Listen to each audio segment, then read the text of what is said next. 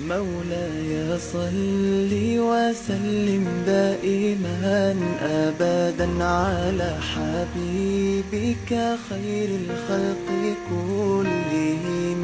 مولاي صل وسلم دائما أبدا على حبيبك خير الخلق كلهم. ہمارا آج کل جو بگڑتا جا رہا ہے، بے راہ روی کا شکار ہوتا جا رہا ہے، اولادیں بگڑ رہی ہیں، نسلیں تباہ ہو رہی ہیں، صحبتیں بگڑ رہی ہیں، اور ان کے افعال، کارنامے، کردار و عمل ایسے ایسے اب سامنے آ رہے ہیں کہ جن سے اچھے اور شریف ماں باپ کے سر جھک جاتے ہیں۔ آخر اس میں وجہ کیا ہے؟ وجہ تو کئی ہیں، ان میں سے ایک وجہ جو بنیادی وجہ مجھے سمجھ میں آتی ہے وہ یہ کہ ابھی کی جو نئی نسل ہے اپنے والدین کا احترام، ان کی تعظیم اور توقیر، ان کی فرما برداری، ان کی اطاعت شعاری اس نے چھوڑ دیا ہے۔ والدین کی اطاعت شعاری چھوڑ دینے سے اور ان کی فرما برداری سے الگ ہو جانے کا یہ نتیجہ بنا کہ آج اولاد بگڑتی جا رہی ہے۔ ان کی صحبتیں، ان کی سنگتیں، سوسائٹی، یہ سب کے سب تباہی کی طرف لے جانے والی ہو رہی ہے، اور یہ صحبت بد میں جا کر کے خود کو تباہی کے دہانے میں پہنچا رہے ہیں۔ جبکہ والدین کریمین، والدین کسی کے بھی ہوں، وہ اچھی راہ اور اچھا مشورہ دیتے ہیں، اچھی راہ چلنے کی تاکید کرتے ہیں، چونکہ والدین اپنی اولاد پر بہت زیادہ مہربان ہوا کرتے ہیں۔ یہی وجہ ہے کہ قرآن عظیم فرقان حمید میں باضابطہ اس کا نصاب دیا گیا ہے کہ والدین کے ساتھ تمہیں کس طرح سے پیش آنا چاہیے، والدین کے ساتھ تمہیں کیسا برتاؤ کرنا چاہیے، اور ان کے حکم کو، ان کے احکام کو کس انداز میں تمہیں لینا چاہیے۔ اذا بلغ عندك الكبر احدهما او كلاهما فلا تقل لهما اف ولا تنهرهما۔ یہ قرآن پاک کی میں نے آیت کریمہ پڑھی ہے۔ رب کا اعلان ہے، فرمانے خداوندی ہے، اذا بلغ عندك الكبر احدهما، جب تمہارے پاس ماں باپ میں سے کوئی ایک، او کلاہما یا دونوں، بڑھاپے کو پہنچ جائیں، فلا تقل لهما اف، تو تم انہیں اف نہ کہو۔ اف نہ کہو مطلب کیا ہوا؟ یہ اف عربی زبان کا لفظ نہیں ہے، یہ عربی لغت نہیں ہے۔ اف یہ فطری زبان ہے۔ یہ اف کا لفظ آدمی ایسے موقع پر بولتا ہے کہ جب اس کو کوئی کام، کوئی بات بہت زیادہ ناگوار گزرتی ہے، بار خاطر گزر جائے، جس کو بالکل پسند نہیں کرتا ہو، ایسا معاملہ سامنے آ جائے، یا ایسی کوئی بات سامنے آ جائے، یا ایسا کوئی کام سامنے آ جائے، امر منکر، جس کو بالکل یہ پسند نہ کرے، تو وہ چیز سامنے آ جاتی ہے تو غیر ارادی طور پر آدمی کی زبان سے نکلتا ہے اف۔ تو گویا کہ قرآن پاک نے یہ مجاز دیا کہ تم اپنی زبان سے ایسا کوئی لفظ نہ بولو کہ جس لفظ کا اشارہ ہو اس جانب کہ تمہیں تمہارے ماں باپ کی کوئی یہ بات پسند نہیں آئی۔ ناپسندیدگی پر جو لفظ دلالت کرتا ہو وہ لفظ بھی نہ بولو اپنے ماں باپ کے مقابلے میں۔ ایسا کوئی لفظ، چاہے لفظ اف ہو یا کوئی دوسرا لفظ ہو، دوسری زبان میں اظہار تنافر کے لیے ہو سکتا ہے دوسرا لفظ بولا جاتا ہو، اظہار ناگواری کے لیے دوسرے لفظ کو بھی لوگ بول سکتے ہیں۔ تو لفظ اف کہنے کا مطلب یہ نہیں ہوا کہ خالی لفظ اف نہ بولو، باقی اور دیگر تکلیف دینے والے الفاظ بولتے رہو، ایسا نہیں ہے۔ بلکہ تمام وہ الفاظ جس کے بولنے سے تیرے ماں باپ کو لگے کہ میری اولاد کو یہ میری بات اچھی نہیں لگی، میری اولاد کو یہ میری بات ناگوار گزری ہے، تبھی تو ایسا لفظ بولتا ہے۔ تو قرآن نے اس پر مکمل پابندی لگا دیا کہ تم ایسا کوئی بھی لفظ نہیں بول سکتے ہو جس سے تیرے ماں باپ کو محسوس ہو جائے تیری طبعی ناگواری، تیری طبیعت کی ناگواری کا اظہار جس لفظ سے ہوتا ہو وہ لفظ بھی نہیں بول سکتے ہو۔ تو آپ بتائیے، جب وہ لفظ بھی نہیں بول سکتے ہیں جس سے صرف ناگواری کا اظہار ہو، تو اب اسی سے اندازہ کیجئے کہ ان کے حکام کا انکار کس درجہ رب کی بارگاہ میں ناپسندیدہ ہے۔ انکار کی تو بات ہی چھوڑ دیجئے، یہاں اس لفظ کو بولنا منع کر دیا گیا جس لفظ سے ناگواری گزر رہی ہو۔ تو کہا فلا تقل لهما اف، تم انہیں اف نہ کہو۔ اور بڑھاپے کو پہنچ جانے کی جو قید لگی ہے نا، اذا بلغ عندك الكبر، جب تمہارے پاس बुढ़ापे को पहुंच जाएं, किब्र सिनी को पहुंच जाएं, बूढ़े हो जाएं, दोनों में से एक या दोनों, तो ये बुढ़ापे का लफ्ज क्यों आया? क्या मतलब जवानी में हम उनके लिए ऐसे अल्फाज बोल सकते हैं जो हमारी तबई नागवारी को बताए? तो नहीं, जवानी में भी नहीं बोल सकते हैं। लेकिन बुढ़ापे का नाम इसलिए आया कि उमूमन ऐसा होता है कि माँ बाप बुढ़ापे को जब पहुंच जाते हैं तो उनकी जबान से कभी कभी ऐसे अल्फाज निकलने लग जाते हैं जो औलाद के लिए बारे खातिर होते हैं। चूँकि उस उम्र में कुछ तो क्या है कि सोच और फिक्र की कमी भी हो जाती है, और बहुत सारे मामलात ऐसे होते हैं जिसकी गहराई को माँ बाप नहीं जान पा रहे होते हैं, औलाद जान रही होती है। तो उस जगह माँ बाप अजरा है शफकत व मोहब्बत, वो कुछ न कुछ एतराज़ करते रहते हैं, रुकावट डालते रहते हैं और बार बार किसी बात को पूछते रहते हैं। तो ये सब कैफियतें जो होती हैं अल्फाज की, ज़्यादा बोलने वाली कैफियत या बेमाना बेमतलब बोलने वाली कैफियत जो होती है उमूमन बुढ़ापे में होती है।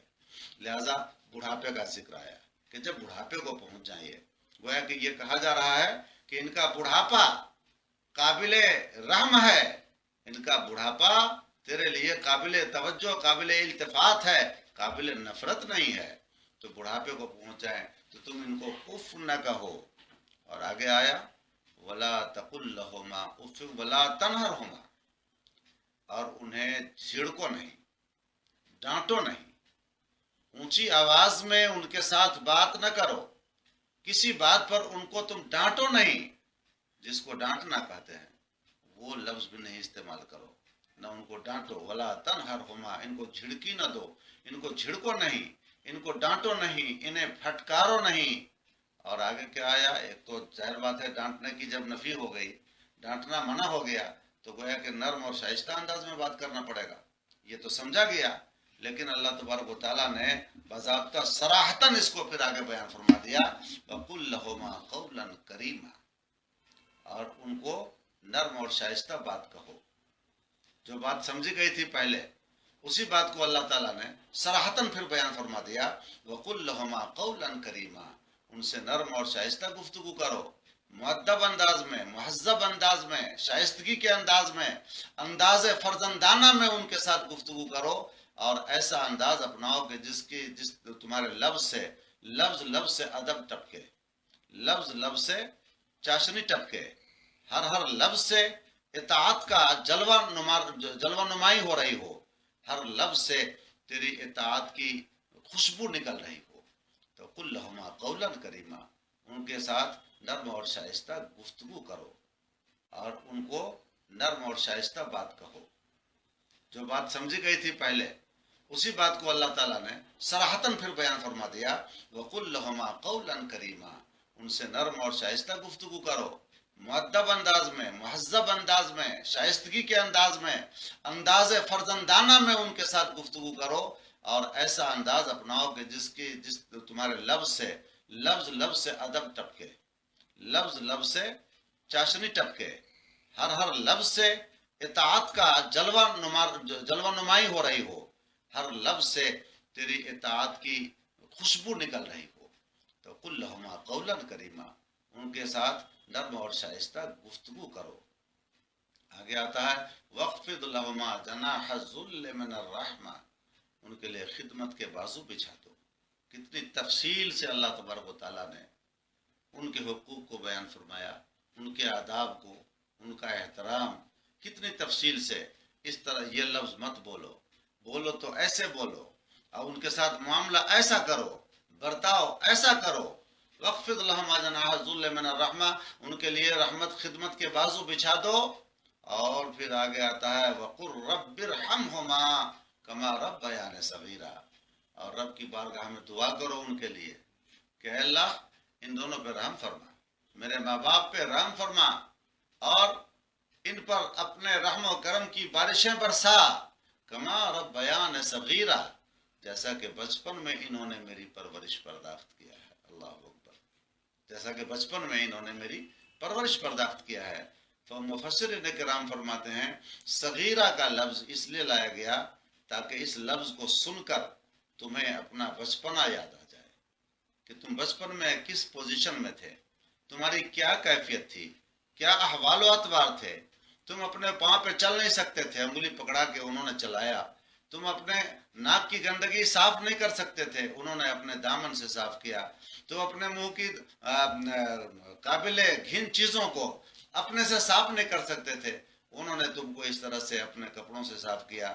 جب تم سخت جاڑے کے موسم میں بستر گیلا کر دیتے، پیشاب کر دیتے تھے، تو تیری ماں اس گیلے بستر پر لیٹ جاتی تھی اور تمہیں اپنے گرم گرم سینے پہ لیٹا لیتی تھی.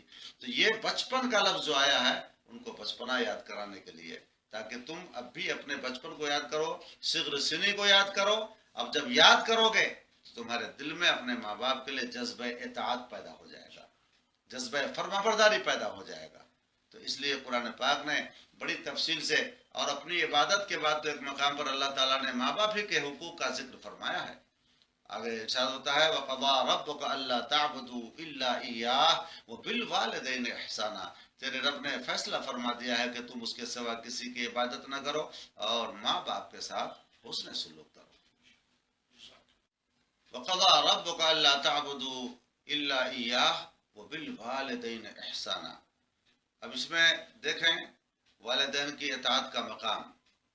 اللہ تعالیٰ نے پہلے اپنی عبادت کا ذکر فرمایا اور اپنی عبادت کے بعد ڈائریکٹ ماں باپ کے ساتھ اطاعت کا معاملہ کرنے کا ذکر فرمایا.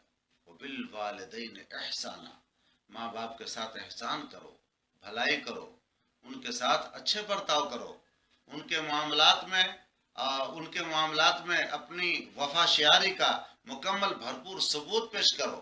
تو عبادت الہی کے بعد اللہ تبارک و تعالیٰ نے اطاعت والدین اور ماں باپ کے ساتھ حسن سلوک کا ذکر فرمایا.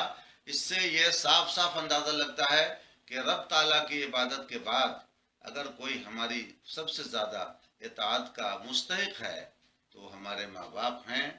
اور رہ گئے رسول پاک صلی اللہ علیہ وسلم، تو وہ معاملہ تو دونوں میں یوں ہے کہ رب کی عبادت، مصطفیٰ کی اطاعت، مصطفیٰ کی اطاعت، رب کی عبادت.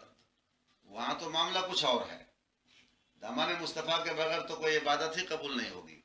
اب اس کے بعد آئیں تو اللہ تبارک و تعالیٰ نے اپنی عبادت کے بعد ماں باپ کی اطاعت کا حکم فرمایا، ان کے ساتھ حسن سلوک کا. اس لیے اللہ کے حبیب صلی اللہ علیہ وسلم نے بھی فرمایا رضا اللہ فی رضا الوالدین. اللہ کی رضا، اللہ کی خوشنودی ماں باپ کی رضا میں ہے. اللہ کو کوئی راضی کرنا چاہے تو ماں باپ کو راضی کر لے، اللہ کو کوئی خوش کرنا چاہے تو ماں باپ کو خوش کر لے. ماں باپ خوش ہو جائیں گے تو الحمدللہ رب کی رضا مل جائے گی. وَسَخْطُ اللَّهِ فِي سَخْطِ الْوَالِدَيْنِ. اور اللہ کی ناراضگی ماں باپ کی ناراضگی میں ہے. تو یہ ماں باپ کے میں چند حقوق میں نے بیان کیے ہیں، ویسے تو بہت تفصیل ہے اور ماں باپ کے حوالے سے بڑی بڑی حکایات بھی ہیں، حدیثیں بھی ہیں اور بہت زیادہ اس سلسلے میں اور بھی تفصیلی گفتگو ہے. مگر میں نے ابھی مختصر انداز میں یہ بتایا کہ اللہ تبارک و تعالیٰ کی عبادت کے بعد اگر کوئی آپ کی طرف سے حسن سلوک کا مستحق ہے تو وہ ماں باپ ہیں، جس کو اللہ تبارک و تعالیٰ نے اپنی عبادت کے بعد ذکر فرمایا. اللہ توفیق دے ہمیں. اپنے معاشرے میں بہت سارے متعلقین ہوتے ہیں، بہت سارے حقدار ہوتے ہیں، اور ایک انسان کامل کے لیے ضروری ہے کہ وہ تمام حقداروں کا حق ادا کرے. فَأْتُوا كُلَّ ذِي حَقٍّ حَقَّهُ. اللہ کے حبیب صلی اللہ علیہ وسلم کی حدیث ہے تمہارے ماں باپ کے بھی تمہارے اوپر حقوق ہیں، تمہاری بیوی کے بھی تمہارے اوپر حقوق ہیں، تمہاری اولاد کے بھی تمہارے اوپر حقوق ہیں. وَلِجَارِكَ عَلَيْكَ حَقٌّ. اور تیرے پڑوس کے بھی تمہارے اوپر حقوق ہیں، وغیرہ وغیرہ. اور اس کے بعد آپ صلی اللہ علیہ وسلم نے فرمایا فَأْتُوا كُلَّ ذِي حَقٍّ حَقَّهُ. ہر حقدار کو اس کا حق ادا کرو، تب جا کر کے تم انسان کامل اور مومن کامل بن پاؤ گے. ماں باپ کے حقوق کا ایک الگ دائرہ ہے، بیوی بچوں کے حقوق کا ایک الگ دائرہ ہے. سب کے دائرے بنے ہوئے ہیں اور کوئی کسی کے دائرے میں مداخلت نہ کرے تو زندگی کی گاڑی سسٹم سے چل پائے گی. ماں باپ کا جو حق ہے اس کو ادا کرنا، بیوی کا حق جو ہے اس کو بھی ادا کرنا. کچھ لوگ ماں باپ کا حق ادا کرتے کرتے بیوی کے حقوق کو بالکل فراموشی کر جاتے ہیں. وہ سمجھتے ہیں کہ یہ کوئی چیز ہی نہیں ہے. نہیں، ان کے بھی حقوق ہیں. بلکہ ایک صحابی مسلسل رات کو عبادت کرتے تھے. ایک مرتبہ اللہ کے حبیب صلی اللہ علیہ وسلم کے پاس یہ شکایت آئی، ان کی بیوی صاحبہ نے شکایت کیا کہ رات رات بھر قیام کرتے ہیں.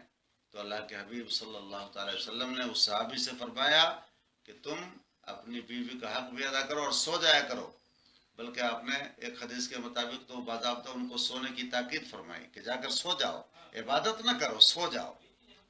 تو رب کی عبادت ایک طرف، اور پھر ادھر بیوی کے حقوق بھی ہیں، تو سب کے حقوق کو ادا کرنا۔ بیوی کے حقوق کے بارے میں بھی قرآن پاک میں بڑا اچھا نفیس انداز میں ارشاد ہوا، ہن لباس لکم وانتم لباس لہن، بیویاں تمہارا لباس ہیں اور تم ان کے لباس ہو۔ ایک جگہ آیا وعاشروہن بالمعروف، ان کے ساتھ بہترین بود و باش رکھو۔ ایک جگہ اللہ کے حبیب صلی اللہ علیہ وسلم نے فرمایا خیرکم خیرکم لأہلکم، تم میں سب سے اچھا وہ ہے جو اپنے گھر والوں کے لیے سب سے اچھا ہو۔ اور بھی متعدد احادیث کریمہ ہیں۔ تو ایک کامل مومن دونوں کے حقوق کو اور تمام حقداروں کے حقوق کو جب تک ملحوظ نظر نہیں رکھے گا تب تک وہ مقام حقوق نبی کریم صلی اللہ تعالی وسلم کے ارشادات عالیہ پر عمل کرنے والا نہیں کہلائے گا۔ بیوی کے حقوق اپنی جگہ، ماں باپ کے حقوق اپنی جگہ۔ ابھی میں ہن لباس لکم والی جو آیت کریمہ پڑھی ہے، آپ اس کے اندر دیکھ لیجئے کتنی گہرائی ہے۔ لباس سے تعبیر کیا ہے کہ یہ لباس ہے تمہارا، تم لباس ہو اس کے۔ اب لباس کا کام کیا ہے؟ راحت پہنچانا، آرام پہنچانا۔ سردی کا موسم آئے، آدمی لباس پہنتا ہے سردی سے بچنے کے لیے، تکلیف سے بچنے کے لیے، اذیت سے بچنے کے لیے۔ گویا کہ بہترین شوہر وہ ہے جو اپنی بیوی کو تکلیف سے بچائے، تب وہ لباس کا حق ادا کر رہا ہے۔ اب بہترین بیوی بھی وہی ہے جو اپنے شوہر کا حق ادا کر کے اس کو تکلیف سے بچائے، اس کو آرام پہنچائے، بدنی سکون بھی پہنچائے، قلبی اطمینان بھی اس کو دے، تب جا کر کے اس نے گویا کہ لباس کا حق ادا کیا۔ دوسرا کام لباس کا کیا ہے کہ لباس اندر کے عیب کو چھپا دیتا ہے۔ کسی کے بدن میں داغ ہو، دبا ہو، یا آنکھ میں کوئی کمزوری ہو، چشمہ لگا لیا، بدن میں کوئی داغ ہے، کپڑا پہن لیا، 5 انگلی کی بجائے 6 انگلی کسی کے پاؤں میں ہے، یا 4 ہی انگلی کسی کے پاؤں میں ہے، اس نے موزہ پہن لیا، جوتا پہن لیا، اب وہ عیب چھپ گیا۔ تو پتہ چلا کہ لباس کا کام ہے عیبوں کو چھپانا۔ تو گویا کہ بہترین شوہر وہ ہے جو اپنی بیوی کی کمزوری پر، اپنی بیوی کے عیب پر پردہ ڈال دیا کرے۔ یہ نہیں کہ دوستوں میں بیان کرتا پھرے، رشتہ داروں میں بیان کرتا پھرے، اپنے ساتھیوں میں اس کی عیب جوئی کرے، اس کے عیب کو افشا کرتا پھرے، وہ اچھا شوہر کا کام نہیں ہے۔ اور اگر شوہر میں کمزوری ہے تو بیوی بھی اس اپنے شوہر کی کمزوری پر پردہ ڈال دیا کرے، اس کے عیب پر پردہ ڈال دیا کرے، تب جا کر کے وہ گویا کہ حق زوجیت ادا کر رہی ہے۔ تو قرآن عظیم میں تو زوجیت کے معاملات کو بھی اور میاں بیوی کے معاملات کو بھی استوار بنانے کے لیے، خوشگوار بنانے کے لیے احسن پیرائے میں ہدایت موجود ہے۔ آدمی اس کو پڑھے تو صحیح۔ لوگ سمجھتے ہیں کہ خالی مذہب اسلام نماز پڑھنے کا بتاتا ہے، روزہ رکھنے کا بتاتا ہے، اور خالی اللہ اللہ کرنے کا بتاتا ہے۔ نہیں، یہ مذہب اسلام انسانی زندگی کی ہر ضروریات کی تکمیل کرتا ہے، ہر شعبہ جات حیات کی رہنمائی کرتا ہے، حیات کے کسی بھی گوشے کو تشنہ بیان نہیں چھوڑا ہے، بلکہ تم ایک اچھا شوہر کیسے بن سکو گے اس کو بھی بتایا ہے، اچھی بیوی کیسے بن سکو گے اس کو بھی بتایا ہے، اچھے ماں باپ کیسے بن سکو گے اس کو بھی بتایا ہے، اچھی اولاد تم کیسے بن سکو گے اس کو بھی بتایا ہے، ایک اچھا بہترین بھائی کیسے تم ثابت ہوگے اس کو بھی بتایا ہے، اور ایک اچھا پڑوسی کیسے ہو پاؤ گے اس کو بھی بتایا ہے۔ مولاي صل وسلم دائما أبدا على حبيبك خير الخلق